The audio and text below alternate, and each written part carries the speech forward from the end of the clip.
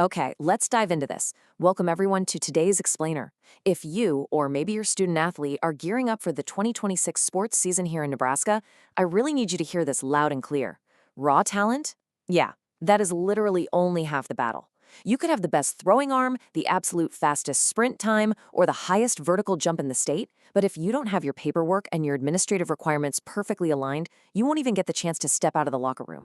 So you might be thinking, is talent enough to make the team? The answer, definitively and quite dramatically, is no. Because before you ever face a rival school on the field or the court or the track, there's this invisible first opponent every single student athlete has to defeat. And that's the bureaucracy of the Nebraska School Activities Association, the NSAA, eligibility rules. If you miss a deadline, misunderstand a transfer policy, or even just drop a class, your season could be over before it even begins. Consider this explainer your ultimate survival playbook. Today, we're going to cover 1. The core eligibility rules, 2. Academic and attendance standards, 3. Navigating transfers and moves, 4. Special schooling situations, 5. In-season competition limits, and finally, number 6, your final eligibility checklist. Let's get right into it. Section 1. The core eligibility rules, the baseline of time and attendance. So the NCAA sets a really strict baseline for time and attendance. And honestly, the clock starts ticking incredibly early in the semester. A student absolutely must be enrolled in high school on or before the 11th school day of the current semester. If you drag your feet on enrollment and miss that 11th day deadline, bam, you are immediately benched. Now I want you to lock this single digit in your head, 8. This represents the absolute maximum number of semesters of school membership an athlete is allowed. And that countdown, it starts running the exact moment you initially enroll in the 9th grade. You don't get extra semesters just because you decided not to play a sport one year. 8 semesters and you're totally done. Next up is another critical number, 19. This is the strict age cutoff here in Nebraska. An athlete becomes completely ineligible if they turn 19 years old before August 1st of the current school year. Now, there's a very rare, super specialized exception to this age rule, but it only applies to athletes in non-contact unified sports. For the vast majority of competitors, that August 1st birthday rule is a hard stop. And here's our final core number, 20. You've got to be continually enrolled in at least 20 credit hours per semester. But, and here is the massive kicker, it's not just about the current semester you're in. The NSCAA requires that the student must have also been enrolled and actually received 20 hours of credit in the immediate preceding semester. So if you slack off in the spring, it will absolutely destroy your eligibility for the fall. It's a tough lesson. Section 2. Academic and attendance standards, the danger zone. Why do we call this the danger zone? Well, because this is the exact spot where most students completely fumble their eligibility, even when they've perfectly met all those NCAA baseline requirements we just talked about. See, the NCAA sets state minimums, right? But they are just the floor, not the ceiling. Your local high school is entirely allowed to enforce much stricter rules regarding your grades, your daily attendance, and your general conduct. You could easily clear the state minimums, but if your local school's student handbook requires a higher GPA, you will literally be sidelined by your own administration. You really have to check both. Section 3. Navigating transfers and moves, the most confusing issue for families. If there is one place where well-meaning parents make devastating, irreversible mistakes, it is right here. And the key to this whole thing is understanding this one word, domicile. In Nebraska, athletic eligibility is heavily tied to the legal domicile, meaning the legal residence of the parents. It is absolutely not about where the student merely wants to go to school or whose couch they're crashing on.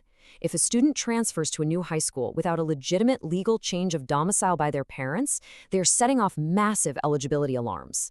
The penalties here are super severe, so you really must understand the timeline. The NSAA uses a May 1st transfer list process. If a student's name is on that transfer list before May 1st, they might actually be eligible immediately in the fall at their new school. But if you miss that May 1st deadline, the student is generally ineligible for 90 school days unless they manage to get a very strict hardship waiver. Guys, 90 school days is essentially half the academic year. Your season is completely gone. Now, if a family has a mid-school year move, the student can either stay at their current school until the year ends and remain eligible, or transfer to the new district and be eligible there. But again, the whole thing hinges on a legitimate domicile move. I really want to emphasize this next point by reading a quote straight from the NSSA bylaws. Quote, "A change of school for academic advantage does not create eligibility." End quote. Families assume all the time that if they're transferring their child to a different school just because it's a quote-unquote better academic fit, their athletic eligibility is just going to magically follow. Let's completely bust that myth right now. The bylaws explicitly state that academic advantage does not give you a free pass on the transfer rules. Section 4. Special schooling situations: homeschool, private school, and co-ops. So I like to think of these athletes as our special teams. They operate in non-traditional or exempt schooling environments, and the rules definitely shift a bit for them. Homeschool and private school families actually have to navigate entirely separate, specific NSAA bylaws. You simply cannot assume that the standard public school rules apply to you across the board. The Nebraska Department of Education and the NSAA have a totally different rulebook for exempt school students when it comes to competitive activities. Furthermore, some schools share athletic programs through cooperative agreements or co-ops. If a student moves between schools that share one of these co-ops, there are exceptions for transfers, but they are incredibly narrow and super fact-specific. Your school administration actually has to verify if domicile rules are waived for that specific sport under the co-op agreement. So never just assume you're good to go. Section 5. In-season competition limits: staying in bounds during the season. Okay, so once your season officially begins, a whole new set of restrictions drops down on the athlete, mostly to preserve the school-based nature of Nebraska high school sports. You can only participate in school-scheduled practices and contests. Period. There is absolutely no physical participation in outside clinics, camps, or school instruction in that same sport. None.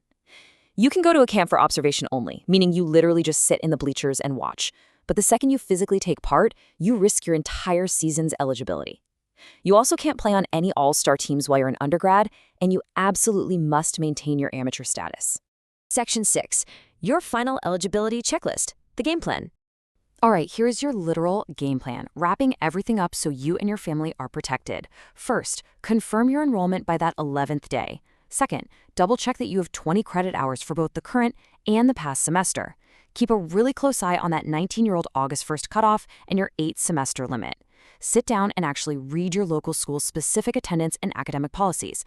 And most importantly, if you are even thinking about moving or transferring, your absolute very first stop has to be asking your school administration about the domicile rules and that May 1st deadline. If you need a hardship waiver, whatever you do, do not wait until the season is underway. Which leaves us with this final question to ponder. Are you ready to play, or are you already sidelined? Look, high school sports in Nebraska are designed to balance fair competition and student welfare, but the responsibility totally falls on you to know the playbook. Get out in front of this, verify your status early, get it in writing if you can, and make sure that when the whistle finally blows, you are actually cleared to step on the field. Thanks so much for learning with me today, and I'll catch you on the next explainer.